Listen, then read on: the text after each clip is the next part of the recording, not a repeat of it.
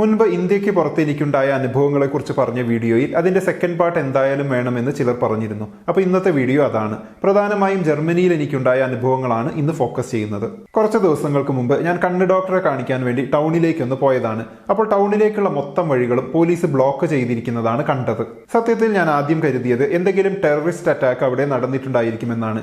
എന്തായാലും എത്ര നേരം ഇങ്ങനെ ബ്ലോക്ക് ചെയ്തിരിക്കുമെന്ന് അറിയാൻ വേണ്ടി ഞാൻ അവിടെ കണ്ട പോലീസുകാരനോട് എന്താണ് സംഭവമെന്ന് ചോദിച്ചു. രണ്ടാം ലോക മഹായുദ്ധ സമയത്തു നിന്നുള്ള പൊട്ടാത്തൊരു ബോംബ് ടൗണിൽ ഒരു സ്ഥലത്ത് കണ്ടെത്തിയത് കൊണ്ടാണ് ടൗൺ മൊത്തം അങ്ങനെ ബ്ലോക്ക് ചെയ്തതെന്നാണ് ആ പോലീസുകാരൻ പറഞ്ഞത്. മാത്രമല്ല, ബോംബ് കണ്ടെത്തിയ സ്ഥലത്തിന്റെ എത്രയോ ചുറ്റളവിൽ താമസിക്കുന്ന എല്ലാ ആളുകളെയും ബോംബ് ഡിഫ്യൂസ് ചെയ്യുന്നതുവരെ താൽക്കാലികമായി മാറ്റി പാർപ്പിച്ചിട്ടുണ്ടെന്നും പറഞ്ഞു. പിന്നീട് ഞാൻ വീട്ടിലെത്തി നെയ്ബറിനോട് ചോദിച്ചപ്പോഴാണ് മനസ്സിലായത് ജർമ്മനിയിൽ ഇത് ഒരു അപൂർവ സംഭവമല്ല എന്ന്. എക്സ്പ്ലോഡ് ചെയ്യാത്ത 2000 ടണ്ണോളം ബോംബുകൾ ജർമ്മനിയിൽ ഓരോ വർഷവും കണ്ടെത്താറുണ്ട് എന്നാണ് പറയപ്പെടുന്നത്. അതുകൊണ്ട് തന്നെ ഏത് തരത്തിലുള്ള കൺസ്ട്രക്ഷൻ വർക്കും നടക്കുന്നതിന് മുമ്പ് പൊട്ടാത്ത ബോംബൊന്നുമില്ല എന്ന് സർട്ടിഫൈ ചെയ്യേണ്ട ആവശ്യമുണ്ട്. 2000-ന് ശേഷം മാത്രം 11 ബോംബ് ടെക്നീഷ്യൻസ് ബോംബ് ഡിഫ്യൂസ് ചെയ്യുന്നതിനിടെ കൊല്ലപ്പെട്ടിട്ടുണ്ട്. പാസ്റ്റിലെ ചില സംഭവങ്ങളിൽ നിന്നും മനുഷ്യർക്ക് അത്ര എളുപ്പത്തിൽ രക്ഷപ്പെടാൻ കഴിയില്ല എന്നർത്ഥം. അടുത്തത്, ഓരോ നാട്ടിലും മനുഷ്യരുടെ ചില പെരുമാറ്റങ്ങൾ എത്രത്തോളം വ്യത്യസ്തമായിരിക്കുമെന്ന് കാണിക്കുന്നതാണ്. മൂക്കൊലിക്കുന്ന തരത്തിലുള്ള ജലദോഷം വന്നു കഴിഞ്ഞാൽ ഇന്ത്യയിൽ നമ്മൾ ഒന്നുകിൽ ബാത്റൂമിൽ പോയി നന്നായി മൂക്ക് ചീറ്റി കഴുകി വരികയാണ് ചെയ്യുക, അല്ലെങ്കിൽ മൂക്ക് വലിച്ച് അത് മാനേജ് ചെയ്യും. അതുമല്ലെങ്കിൽ കണ്ടിടത്ത് മൂക്ക് ചീറ്റി മാനേജ് ചെയ്യും. എന്നാൽ ഈ മൂക്കൊലിപ്പിനെ വ്യത്യസ്തമായ ഒരു രീതിയിലാണ് ജർമ്മൻസ് ഡീൽ ചെയ്യുന്നത്. എവിടെയാണെങ്കിലും വേണ്ടില്ല, അതിപ്പോൾ എല്ലാവരും കൂടി ഇരുന്ന് ഭക്ഷണം കഴിക്കുന്ന സ്ഥലത്താണെങ്കിലും ഇവർ പോക്കറ്റിൽ നിന്നും ഒരു ടിഷ്യൂ എടുക്കും, നന്നായി അതിലേക്ക് മൂക്ക് ചീറ്റി അത് മടക്കി പോക്കറ്റിൽ തന്നെ വെക്കും. എന്തായാലും ക്ലോസ് ആയ ഒരു ജർമ്മൻ ഫ്രണ്ടിനോട് ജർമ്മൻസിന്റെ ഈ ഒരു ഹാബിറ്റിനെ കുറിച്ച് ഞാൻ ഒരിക്കൽ ചോദിച്ചു. ഇതുമായി ബന്ധപ്പെട്ട് അവനുണ്ടായ ഒരു രസകരമായ അനുഭവം അവൻ എനിക്ക് പറഞ്ഞു തന്നു. ഒരു ജോലിയുടെ ഭാഗമായി അവൻ സ്വീഡനിൽ പോയപ്പോൾ അവിടെ ഒരു ട്രെയിൻ യാത്രക്കിടെ മൂക്കൊലിച്ചപ്പോൾ പതിവ് പോലെ ടിഷ്യൂ എടുത്ത് അവൻ പ്രയോഗിക്കാൻ തുടങ്ങി. അപ്പോൾ അവിടെ ഉണ്ടായിരുന്ന ഒരമ്മ അവരുടെ കുട്ടികളെയും വിളിച്ച് ദേഷ്യത്തോടെ അവിടെ നിന്നും എണീറ്റ് പോയി. സ്വീഡനിൽ അങ്ങനെ ചെയ്യുന്നത് അവരുടെ ശീലങ്ങൾക്ക് എതിരാണെന്നും ആളുകൾക്ക് ഇഷ്ടപ്പെടില്ല എന്നും എന്റെ സുഹൃത്ത് മനസ്സിലാക്കി. അവിടെ നിന്ന് ബാക്കി ദിവസങ്ങളിൽ എപ്പോഴും ബാത്റൂമിൽ പോയി കഴുകാൻ പറ്റില്ല എന്നതുകൊണ്ട് നമ്മളിൽ പലരും പലപ്പോഴും ചെയ്യുന്നത് പോലെ മൂക്ക് മുകളിലോട്ട് വലിച്ച് അത് മാനേജ് ചെയ്യാൻ അവൻ കഷ്ടപ്പെട്ട് പഠിച്ചു. പിന്നീട് ജർമ്മനിയിലേക്ക് തിരിച്ചു വന്ന് ആദ്യമായി ഗേൾഫ്രണ്ടിന്റെ വീട്ടിൽ ഡിന്നറിന് പോയപ്പോൾ അവന്റെ ജർമ്മൻ അല്ലാത്ത ഈ മൂക്ക് വലിക്കുന്ന സ്വഭാവം ഗേൾഫ്രണ്ടിന്റെ പേരൻസിന് അത്ര പിടിച്ചില്ല എന്നാണ് അവൻ പറഞ്ഞത്. ഇനി കുറച്ച് വെറൈറ്റി ജർമ്മൻ ഭക്ഷണങ്ങളെ കുറിച്ച് പറയാം. ഞാൻ ആദ്യം ജോലി ചെയ്തിരുന്ന സ്ഥലത്ത് ഇടയ്ക്കൊക്കെ ബ്രഞ്ച് ഓർഗനൈസ് ചെയ്യുന്ന പരിപാടി ഉണ്ടായിരുന്നു. ബ്രഞ്ച് എന്ന് വെച്ചാൽ ബ്രേക്ക്ഫാസ്റ്റിനും ലഞ്ചിനും ഇടയ്ക്കുള്ള ഭക്ഷണം. ആദ്യമായി ഈ ബ്രഞ്ചിൽ പങ്കെടുത്തപ്പോൾ ജർമ്മനിയിലെ ഫുഡിനെ കുറിച്ച് ഒരു ഐഡിയയും എനിക്കുണ്ടായിരുന്നില്ല.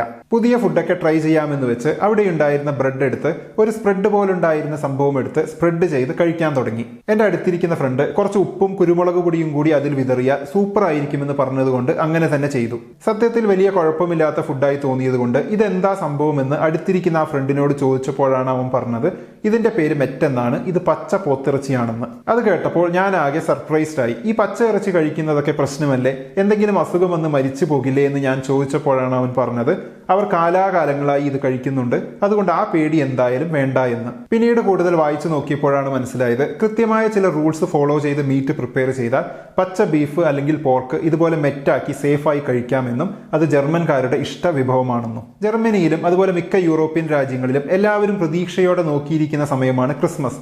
അതിന്റെ പ്രധാന കാരണം ക്രിസ്മസ് സമയത്തുള്ള ക്രിസ്മസ് മാർക്കറ്റുകളാണ്. എല്ലാ ടൗണുകളിലും ക്രിസ്മസിന് കുറച്ച് ദിവസങ്ങൾക്ക് മുമ്പ് തന്നെ ക്രിസ്മസ് മാർക്കറ്റുകൾ തുടങ്ങും. നമ്മുടെ നാട്ടിലെ ഉത്സവം പോലെയൊക്കെ തന്നെ. ഇവിടെ ഇവർ മരം കൊണ്ടുള്ള ചെറിയ കടകളൊക്കെ ഉണ്ടാക്കി താഴെ നിലത്ത് മരപ്പൂളുകളൊക്കെ വിതറി പഴയ കാലത്തെ ഒരു പ്രതീതി സൃഷ്ടിക്കും. ക്രിസ്മസ് എന്ന് വെച്ചാൽ നല്ല തണുപ്പുള്ള സമയമാണ്. അതുകൊണ്ട് തന്നെ തണുപ്പിന് പറ്റിയ നല്ലൊരു മദ്യപാനീയവും ഇവർ കണ്ടുപിടിച്ചിട്ടുണ്ട്. ഗ്ലൂ വൈൻ എന്നാണ് ഇതിന്റെ പേര്. ഇതിന്റെ പ്രത്യേകത ചൂടുള്ള വൈനാണിത്, നല്ല മധുരവും ഉണ്ടാകും. റെഡ് വൈനിൽ പഞ്ചസാരയും സ്പൈസസും ഒക്കെ ചേർത്ത് ചൂടാക്കിയാണ് ഇത് തയ്യാറാക്കുന്നത്. ക്രിസ്മസിന്റെ തണുപ്പിൽ പഴയ അന്തരീക്ഷത്തിൽ ഗ്ലൂ വൈൻ കുടിക്കുന്നത് ഒരു പ്രത്യേക രസമാണ്. ഇനി മറ്റൊരു രസകരമായ അനുഭവം പറയാം. വിന്ററിൽ നമ്മൾ പൊതുവെ തൊപ്പിയും ഗ്ലൗസും ഒക്കെ ഇട്ടാണ് പുറത്തിറങ്ങുക. സ്വാഭാവികമായും ചിലപ്പോഴൊക്കെ ഈ തൊപ്പിയും ഗ്ലൗസും എവിടെയെങ്കിലും മറന്നു വെക്കാനോ അല്ലെങ്കിൽ കയ്യിൽ നിന്നും നമ്മൾ അറിയാതെ വീണു പോകാനോ ഉള്ള സാധ്യതയുണ്ട്. ഒരു തവണ ഇങ്ങനെ ഗ്ലൗസ് കയ്യിലില്ലാത്തത് കുറച്ച് കഴിഞ്ഞാണ് ഞാൻ റിയലൈസ് ചെയ്തത്. അത് തിരയാൻ വന്ന വഴിയെ തിരിച്ചു പോയപ്പോൾ ആ ഗ്ലൗസ് കുട്ടപ്പനായി ഒരു പോളിന്റെ തലപ്പത്ത് കയറിയിരിക്കുന്നതാണ് കണ്ടത്. കറക്റ്റായി എന്റെ കയ്യിൽ നിന്നും പോളിന്റെ തലപ്പത്ത് അങ്ങനെ വീണത് എനിക്കൊരു അത്ഭുതമായിരുന്നു. പിന്നീട് തൊപ്പിയും ഇതുപോലെ നഷ്ടപ്പെടുത്തി തെരഞ്ഞു ചെന്നപ്പോൾ അത് ഭദ്രമായി കാണത്തക്ക വിധം ഒരു മരച്ചില്ലയിൽ സൂക്ഷിച്ചു വെച്ചിരിക്കുന്നത് കണ്ടു. ഒരു സുഹൃത്തിനോട് ഇതെന്താ ഇങ്ങനെയെന്ന് ചോദിച്ചപ്പോഴാണ് മനസ്സിലായത് ഇത് ജർമ്മൻസിന്റെ ഒരു പൊതു സ്വഭാവമാണെന്ന്. ആരെങ്കിലും ഇങ്ങനെ തൊപ്പിയോ ഗ്ലൗസോ ഒക്കെ അറിയാതെ താഴെയിട്ട് പോയാൽ അത് കാണുന്നവർ അതെടുത്ത് പുല്ലെടുത്ത് അത് കാണാൻ പാകത്തിന് പോളിലോ മരച്ചില്ലയിലോ ഒക്കെ തൂക്കിയിടും. വിന്ററിൽ ആള് കൂടുന്ന ചില സ്ഥലങ്ങളിലൊക്കെ ഇങ്ങനെ തൊപ്പിയും ഗ്ലൗസും ഒക്കെ പോളുകളിൽ കയറിയിരിക്കുന്നത് പിന്നീടാണ് ഞാൻ ശ്രദ്ധിച്ചത്. അടുത്ത ചെറിയ ഷോക്ക് ജർമ്മനിയിലെ കത്തിടപാട് കാണുമ്പോഴാണ്. ഇപ്പോഴും ഒഫീഷ്യലായ മിക്ക കാര്യങ്ങളും കത്തിടപാടുകളിലൂടെയാണ് ഇവിടെ നടക്കുക. അതുകൊണ്ട് തന്നെ ജർമ്മനിയിൽ കുറച്ചു കാലം ജീവിച്ചാൽ കത്തുകളുടെ ഒരു കൂമ്പാരം തന്നെ വീട്ടിലുണ്ടാകും. എന്റെ ഒരു സിറിയൻ സുഹൃത്ത് ഇതിനെക്കുറിച്ച് പറഞ്ഞത്, ജർമ്മനിയിൽ വന്നു കഴിഞ്ഞാൽ എനിക്കാരും കത്തയക്കുന്നില്ല എന്ന പരാതി ആരും പറയാനുള്ള സാധ്യത ഇല്ല എന്നാണ്. ഒരു പക്ഷേ ജർമ്മനിയിൽ മാത്രം കാണാൻ കഴിയുന്ന മനോഹരമായ ഒരു കാഴ്ചയാണ് ഷ്രേബർ ഗാർട്ടൻ എന്ന് വിളിക്കുന്ന കുഞ്ഞു പൂന്തോട്ടങ്ങളും കുഞ്ഞു വീടുകളും അടങ്ങുന്ന ഒരു ഏരിയ. ടൗണിൽ അപ്പാർട്ട്മെന്റുകളിൽ താമസിക്കുന്നവർക്ക് മുറ്റമോ ചെറിയ രീതിയിൽ കൃഷി ചെയ്യാനുള്ള സ്ഥലമോ ഉണ്ടാകാറില്ലല്ലോ. അങ്ങനെയുള്ളവർക്ക് ഈ കുഞ്ഞൻ വീടും ഇത്തിരി പോന്ന കൃഷി സ്ഥലവും വാടകയ്ക്ക് എടുക്കാം. മണ്ണ് കിളച്ച് എന്തെങ്കിലുമൊക്കെ നടാൻ ആഗ്രഹം തോന്നിയാൽ അതിവിടെ ചെയ്യാം. പൊതുവെ ടൗണിനോട് ചേർന്നാണ് ഇത്തരം സ്ഥലങ്ങൾ ഉണ്ടാകുക. ഇടയ്ക്ക് ഒരു ഗ്രാമജീവിതം ആഗ്രഹിക്കുന്ന ടൗൺ നിവാസികൾക്ക് ഇത് നല്ലൊരു ആശ്വാസമാണ്. പ്രായമായവർക്ക് ഒരു ഹോബി പോലെ എന്തെങ്കിലുമൊക്കെ നട്ടു നനയ്ക്കാനും, കുട്ടികൾക്ക് മണ്ണിൽ കളിക്കാനും പ്രകൃതിയുമായി ഇണങ്ങാനും, മുതിർന്നവർക്ക് റിലാക്സ് ചെയ്യാനും വേണ്ടിയൊക്കെ ഷ്രൈബർ ഗാർഡൻ ഉപയോഗിക്കാറുണ്ട്. ഇതുപോലുള്ള വ്യത്യസ്തമായ അനുഭവങ്ങളും കാഴ്ചകളും ഇനിയുള്ള വീഡിയോസിലും പറയാം. നിങ്ങൾക്കുണ്ടായിട്ടുള്ള ഇതുപോലുള്ള വ്യത്യസ്തമായ അനുഭവങ്ങൾ കമന്റ് ബോക്സിൽ എഴുതുമല്ലോ. നമുക്ക് അടുത്ത വീഡിയോയിൽ വീണ്ടും കാണാം. ബൈ.